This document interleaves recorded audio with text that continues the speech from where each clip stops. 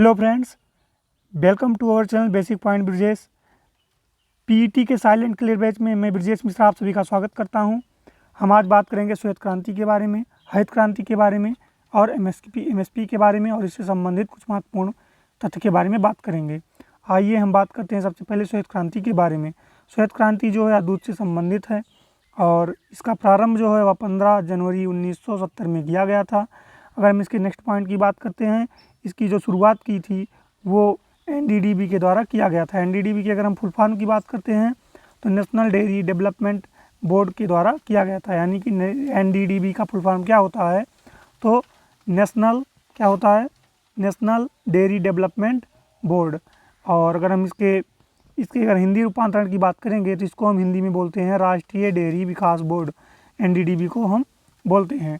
अगर हम इसकी बात करते हैं एनडीडीबी की, तो एनडीडीबी की जो है शुरुआत वर्गीज कुरियन के द्वारा किया गया था, जो कि और वर्गीज कुरियन को ही श्वेत क्रांति का जनक कहा जाता है। वर्गीज कुरियन जो है इन्होंने अमूल नामक एक कंपनी की स्थापना की थी, जिसकी स्थापना 1946 ईस्वी में की थी। अगर हम अमूल की फुल फॉर्म की बात करते हैं तो आनंद मिल्क यूनियन लिमिटेड होता है।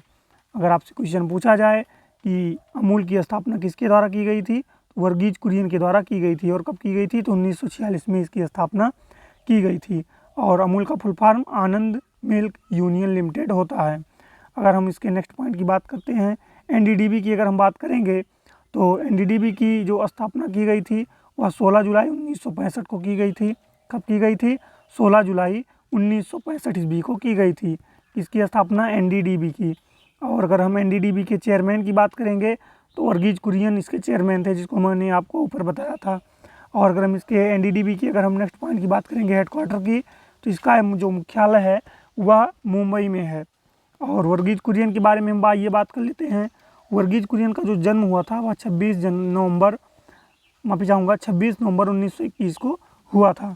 और वर्गीज कुरियन जो है इन्हीं के जन्म दिवस के अवसर पर राष्ट्रीय दुग्ध दिवस मनाया जाता है। यानी कि 26 नवंबर को प्रत्येक वर्ष क्या मनाया जाता है, तो राष्ट्रीय दुग्ध दिवस मनाया जाता है।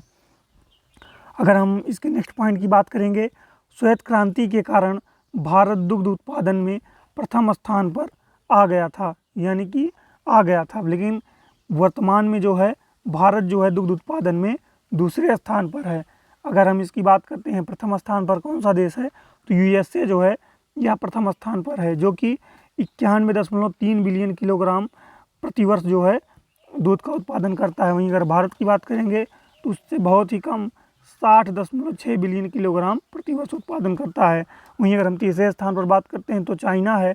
चाइना जो है भारत से भी बहुत कम है, 35.7 बिलियन किलोग्राम प्रतिवर्ष उत्पादन करता है। और हम अगर बात करते हैं अभी श्वेत क्रांति जो है यह लिमिटेड टॉपिक है और बहुत ही छोटा टॉपिक है, और इससे पीईटी में एक क्वेश्चन आने की संभावना है और इसको आप अच्छे से पढ़ लीजिएगा।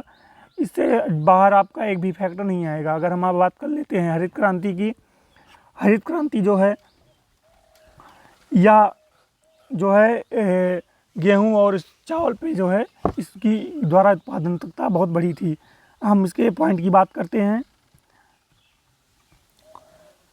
पहले पॉइंट की बात करेंगे, 1947 में जो है 80% जनसंख्या कृषि पर निर्भर थी। कब, 1947 में, जब भारत आज़ाद हुआ था।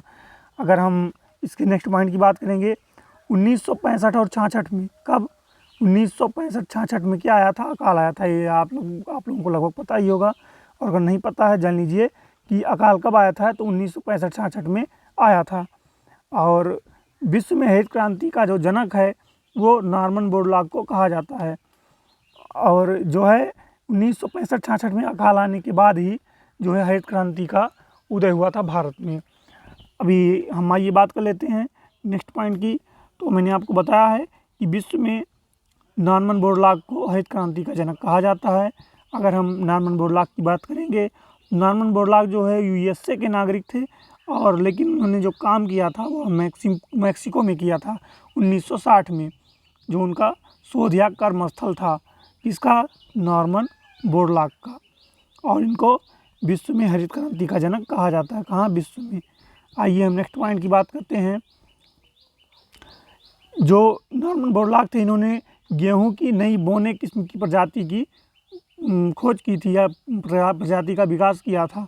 अगर हम इसके नेक्स्ट पॉइंट की बात करते हैं, जिससे गेहूं के उत्पादन में अत्यधिक वृद्धि हुई थी। और इसके बाद में नेक्स्ट पॉइंट की बात करेंगे, 1970 में जो है नॉर्मन बोरलॉग को नोबेल पुरस्कार से सम्मानित किया गया था। तो क्वेश्चन आपसे पूछा जा सकता है कि हरित क्रांति के विश्व में हरित क्रांति के जनक नॉर्मन बोरलॉग को कौन से पुरस्कार से सम्मानित किया गया? तो नोबेल पुरस्कार से सम्मानित किया गया था। और कब किया गया था? तो 1970 में किया गया था। हम आइए नेक्स्ट पॉइंट की बात करते हैं इसके, HYV जिसको हम हाई यील्ड वैरायटी बोलते हैं, उसका इन्होंने डेवलपमेंट किया था। यानी कि हाइब्रिड जो हम बोलते हैं उसी को हाइब्रिड का जो है इन्होंने डेवलपमेंट किया था या खोज की थी। अगर हम ये बात करें तो इसके नेक्स्ट पॉइंट की, इन उन्नत किस्म की प्रजातियों के लिए उनको 1965 में अमेरिकी कृषि वैज्ञानिक विलियम गॉड ने हरित क्रांति नाम दिया था।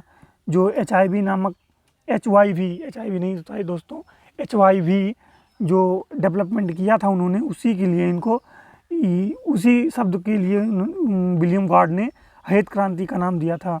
हम आइए नेक्स्ट पॉइंट की बात करते हैं।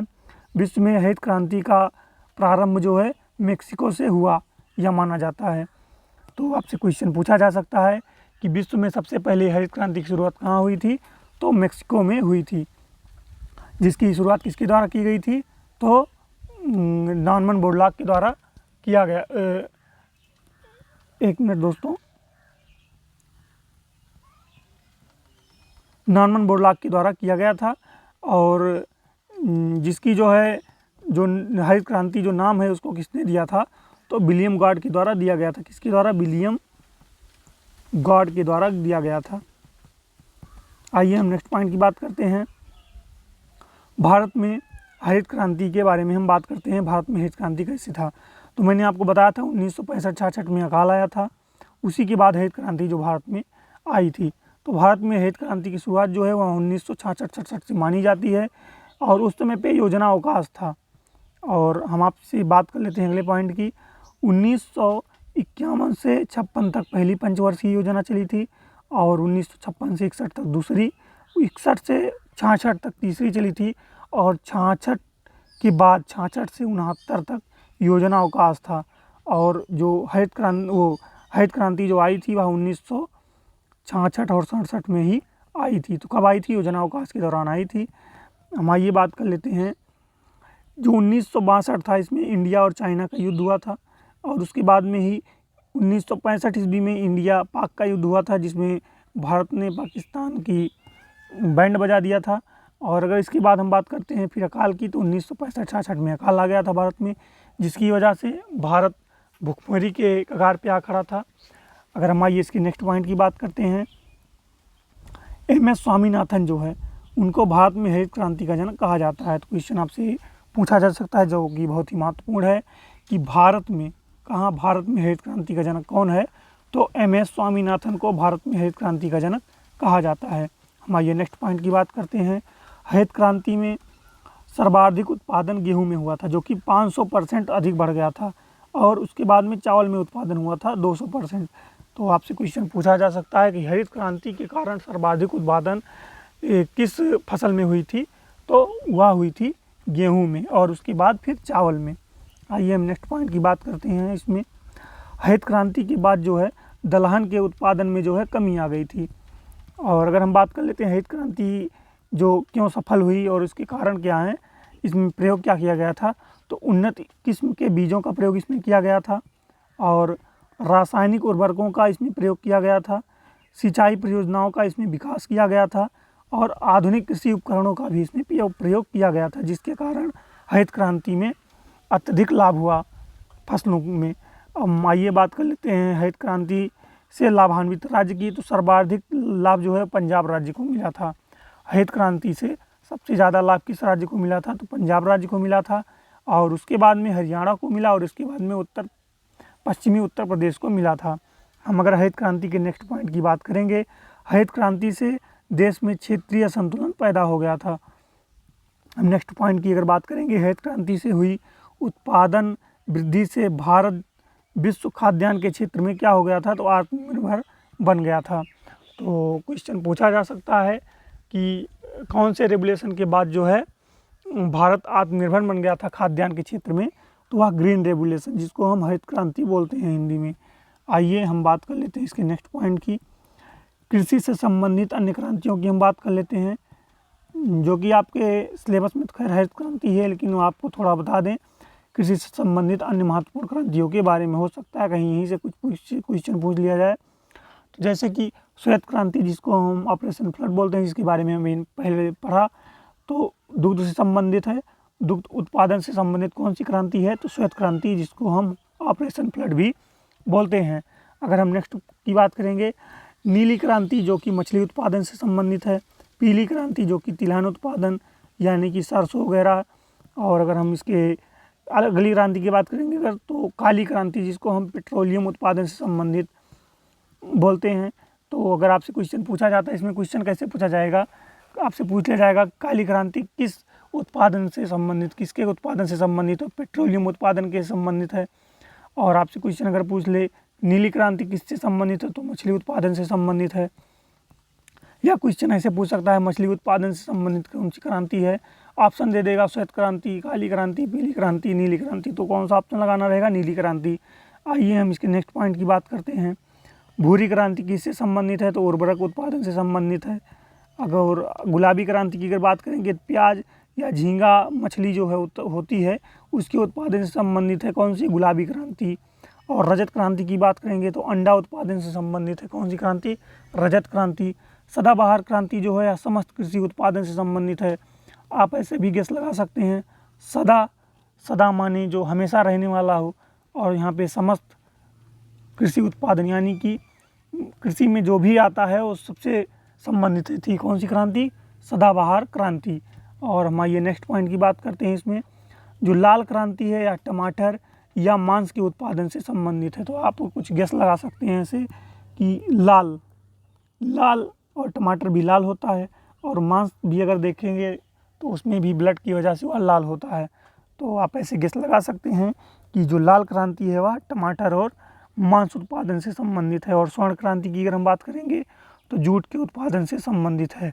और भारत में सर्वाधिक उत्पादन करने वाला राज्य जूट का कौन सा है? तो अब वेस्ट बंगाल यानी कि पश्चिम बंगाल है। और विश्व में सर्वाधिक उत्पादन जो है बांग्लादेश के द्वारा किया जाता है। हम आइए इसके आगे बात करते हैं एमएसपी के बारे में। यहाँ पे हम क्या बात करेंगे? एमएसपी के बारे में। एमएसपी की अगर फुल फॉर्म की बात करते हैं तो मिनिमम सपोर्ट प्राइस इसका फुल फॉर्म होता है। और अगर हम इसके नेक्स्ट पॉइंट की बात करेंगे, एमएसपी को जो है हम हिंदी में बोलते हैं न्यूनतम समर्थन मूल्य, यानी कि कम से कम समर्थ के तौर पर, मतलब कि उसको कम से कम मूल्य इतना तो मिलेगा ही मिलेगा, उसी को हम एमएसपी बोलते हैं। एमएसपी जो है इसकी सिफारिश कौन करता है? तो सीएसीपी के द्वारा एमएसपी की सिफारिश की जाती है। क्वेश्चन आपसे पूछा जाए कि एमएसपी की सिफारिश कौन करता है? तो सीएसीपी एमएसपी की सिफारिश करता है। सीएसीपी का जो फुल फॉर्म होता है वह commission for agriculture cost and price इसका फुल फॉर्म होता है, यानी कि कृषि कीमत एवं मूल्य आयोग इसको हम हिंदी में बोलते हैं। क्या बोलते हैं? कृषि कीमत एवं मूल्य आयोग। अगर हम एमएसपी के नेक्स्ट पॉइंट की बात करते हैं, आइए हम आगे बात कर लेते हैं सीएसीपी। सीएसीपी जो है वह आर्थिक मामलों के मंत्रालय के अंतर्गत आता है। तो आपसे क्वेश्चन पूछा जा सकता है सीएसीपी किसके अंतर्गत आता है? तो आर्थिक मामलों के मंत्रालय के अधीन आता है। अगर हम नेक्स्ट पॉइंट की बात करते हैं, एमएसपी का जो उद्देश्य है वह किसानों को विवश होकर सस्ते दाम पर फसल बेचने से बचाना है। यानी कि एमएसपी जारी करने का कारण मुख्य ये होता है कि जो किसान हैं, किसान भाइयों को जो कि सस्ते दाम में ना बेचें, इसकी वजह से सरकार न्यूनतम एक मूल्य तय कर देती है कि हम कम से कम इतने दाम में तो हम आपकी जो है फसल को खरीदेंगे, चाहे वो आपका चाहे जितना उत्पादन हो या चाहे जितना कम उत्पादन हो, लेकिन हम कम से कम इतने में आपका हम खरीदेंगे। और अगर हम इसके नेक्स्ट पॉइंट की बात करते हैं, जो सीएसीपी की सिफारिश पर सरकार जो है वर्ष में कितनी बार एमएसपी जारी करता है? 2 बार एमएसपी जारी करता है, एक रबी के टाइम पर और एक खरीफ के टाइम पर। तो क्वेश्चन आपसे पूछा जा सकता है कि एमएसपी वर्ष में कितनी बार जारी की जाती है? 2 बार। कब? रबी की फसल के टाइम पर और खरीफ के टाइम पर, जायद के टाइम पर नहीं किया जाता है। और इसके बाद में हम नेक्स्ट पॉइंट की बात करेंगे तो वर्तमान में कितने फसलों पर एमएसपी जारी किया जाता है? 23 फसलों पर एमएसपी जारी किया जाता है। और जो गन्ना होता है, गन्ना जो है इस पर एमएसपी नहीं जारी किया जाता। इसके लिए जो है क्या जारी किया जाता है? उचित एवं लाभकारी मूल्य इसके लिए जारी किया जाता है। तो क्वेश्चन पूछा जा सकता है कि गन्ने के लिए कौन सी मूल्य जारी किया जाता है? तो गन्ने के लिए जो है वह, एक मिनट दोस्तों, एक मिनट, हाँ देखते हैं। जो गन्ना है, गन्ने के लिए जो है उचित एवं लाभकारी मूल्य जारी किया जाता है। और किसके, आइए हम बात कर लेते हैं इसके नेक्स्ट पॉइंट की, एफसीआई के बारे में। एफसीआई जो है जिसको हम बोलते हैं फूड कॉरपोरेशन ऑफ इंडिया, जिसको हम हिंदी में भारतीय खाद्य निगम भी बोलते हैं। अगर हम इसकी स्थापना की बात करेंगे 1965 में एफसीआई यानी कि भारतीय खाद्य निगम, जिसको हम इंग्लिश में फूड कॉरपोरेशन ऑफ इंडिया बोलते हैं, उसकी स्थापना की गई थी। कब की गई थी? 1965 में की गई थी एफसीआई की स्थापना। आइए हम इसके नेक्स्ट पॉइंट की बात करते हैं। एफसीआई जो है बफर स्टॉक जमा करता है। क्या जमा करता है? तो ये बफर स्टॉक जमा करता है। बफर स्टॉक क्या होता है इसके बारे में जान लेते हैं।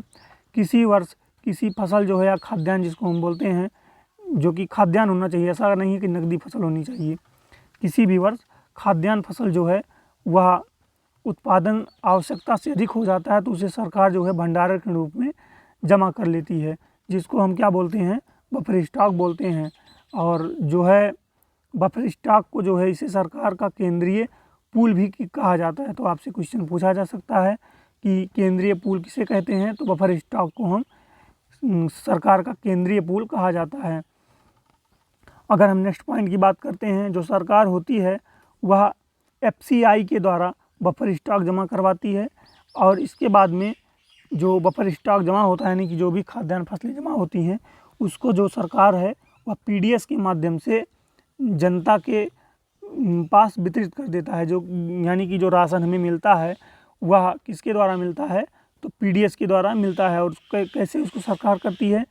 एफसीआई से कहती है कि आप बफर स्टॉक जमा करिए, और जो ये पीडीएस के द्वारा जो हमको मिलता है वह एमएसपी पर ख़रीदा जाता है। किस पर? एमएसपी के मूल्य पर इसको खरीदता है सरकार, और आपको 2 रुपये 3 रुपये में बेच देता है।